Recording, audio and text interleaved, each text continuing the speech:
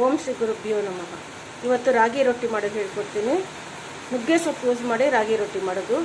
ಅದು ಅಲ್ಲದೆ ಬಾಣಲೆಯಲ್ಲಿ ತಟ್ಟೋದು. ಇವತ್ತು ಕಾವಲಿಯಲ್ಲಿ ತಟ್ಟೋದಲ್ಲ, ಬಾಣಲೆಯಲ್ಲಿ ಡೈರೆಕ್ಟ್ ತಟ್ಟೋದು. ಬಾಳೆ ಎಲೆ ಮೇಲಾಗಲಿ ಪೇಪರ್ ಮೇಲಾಗಲಿ ತಟ್ಟೋದಲ್ಲ, ಬಾಣಲೆಯಲ್ಲೇ ಡೈರೆಕ್ಟ್ ತಟ್ಟೋದ್ರಿಂದ ಅದು ಟೇಸ್ಟೇ ಬೇರೆ. ಈಗ ನೋಡಿ ರಾಗಿ ಹಿಟ್ಟು ಹಾಕ್ಕೊಡ್ತೀನಿ.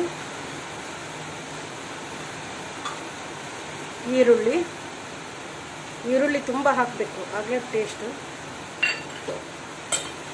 ನುಗ್ಗೆ ಸೊಪ್ಪನ್ನು ಕೈಯಲ್ಲೇ ಕಟ್ ಮಾಡಬೇಕು.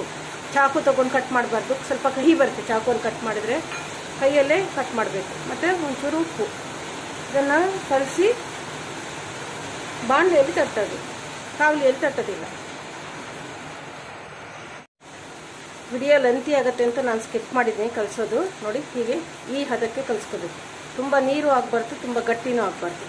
ಈ ಹದಕ್ಕೆ ಕಲಿಸ್ಬೇಕು. ನಾನು ಒಂದೇ ಒಂದು ರೊಟ್ಟಿ ಆಗಷ್ಟು ಮಾಡಿದ್ದೇನೆ ಇಲ್ಲಿ. ನೋಡಿ, ಈ ಹದಕ್ಕೆ. ಇದಕ್ಕೆ ಕೊತ್ತಂಬರಿ ಸೊಪ್ಪು ಹಾಕಬಾರ್ದು. ನುಗ್ಗೆ ಸೊಪ್ಪು ಹಾಕೋದ್ರಿಂದ ಕೊತ್ತಂಬರಿ ಸೊಪ್ಪು ಬೇಡ. ಎಳೆ ನುಗ್ಗೆ ಸೊಪ್ಪು ಹಾಕಬೇಕು, ಬಲ್ತಿದ್ದು ಹಾಕಬಾರ್ದು, ಕಹಿ ಬರುತ್ತೆ. ಈಗ ನೋಡಿ, ಈ ಬಾಣಲೆಯಲ್ಲಿ ಎಣ್ಣೆ ಹಾಕಿದ್ದೀನಿ. ಡೈರೆಕ್ಟ್ ತಟ್ಟೋದು, ಎಲೆಯಲ್ಲಿ ತಟ್ಟೋದಾಗಲಿ ಪೇಪರಲ್ಲಿ ತಟ್ಟೋದಾಗಲಿ ಅದೆಲ್ಲ ಇಲ್ಲ, ಡೈರೆಕ್ಟ್ ತಟ್ಟೋದು. ಇದು ಟೇಸ್ಟೇ ಬೇರೆ, ತುಂಬ ಚೆನ್ನಾಗಿರುತ್ತೆ ಟೇಸ್ಟ್. ನೋಡಿ, ಸ್ವಲ್ಪ ಎಣ್ಣೆ ಗದ್ದುಕೊಂಡು ಹೀಗೆ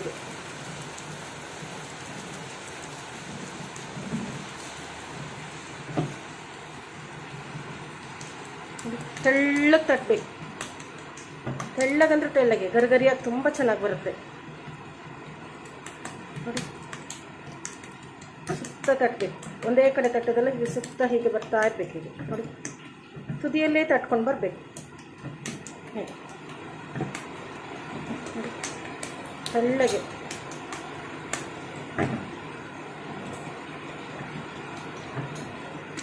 ನುಗ್ಗೆ ಸೊಪ್ಪು ತುಂಬ ಒಳ್ಳೆಯದು ಆರೋಗ್ಯಕ್ಕೆ. ಹಾಗೆ ಪಲ್ಯ ಮಾಡಿಕೊಟ್ರೆ ಯಾರೂ ತಿನ್ನೋದಿಲ್ಲ. ಇದಕ್ಕೆ ಹಾಕಿದರೆ ಯಾರಿಗೂ ನುಗ್ಗೆ ಸೊಪ್ಪು ಹಾಕಿದ್ದೀವಿ ಅಂತ ಗೊತ್ತಾಗೋದಿಲ್ಲ. ಕೊತ್ತಂಬರಿ ಸೊಪ್ಪು ಕರಿಬೇವು ಅಂತ ಅಂದ್ಕೊಂಡ್ಬಿಟ್ಟು ತಿನ್ಬಿಡ್ತಾರೆ.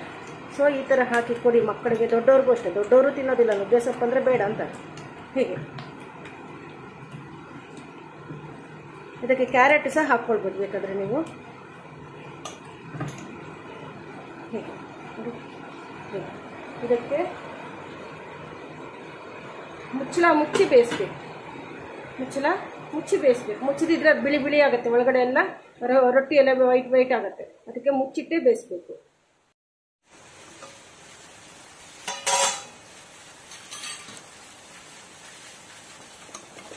ಈ ತುದಿ ಒಂಚೂರು ಹೀಗೆ ತುದಿ ಎಲ್ಲ ಬೇಯಿಸ್ಕೊಳ್ಬೇಕು. ಎಣ್ಣೆ ನೋಡಿ ಎಲ್ಲಿ ಬರ್ತದೆ ಹೀಗೆ.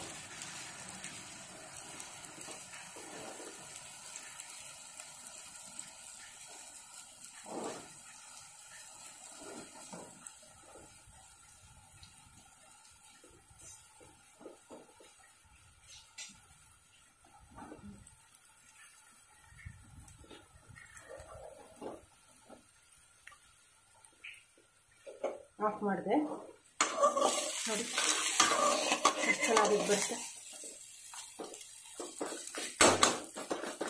ನೋಡಿ,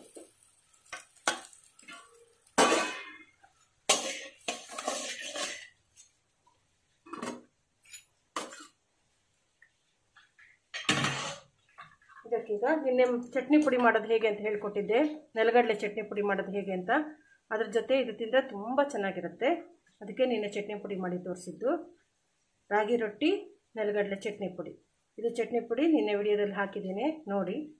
ರಾಗಿ ರೊಟ್ಟಿ ಈ ಥರ ಮಾಡಿ ವಾರಕ್ಕೊಂದ್ಸಲ ಆದರೂ ಕೊಡಿ ಮಕ್ಕಳಿಗೆ. ನೀವೆಲ್ಲ ತಿನ್ನಿ, ಆರೋಗ್ಯವಾಗಿರಿ. ಇಷ್ಟ ಆಗಿದ್ದರೆ ಸಬ್ಸ್ಕ್ರೈಬ್ ಮಾಡಿ.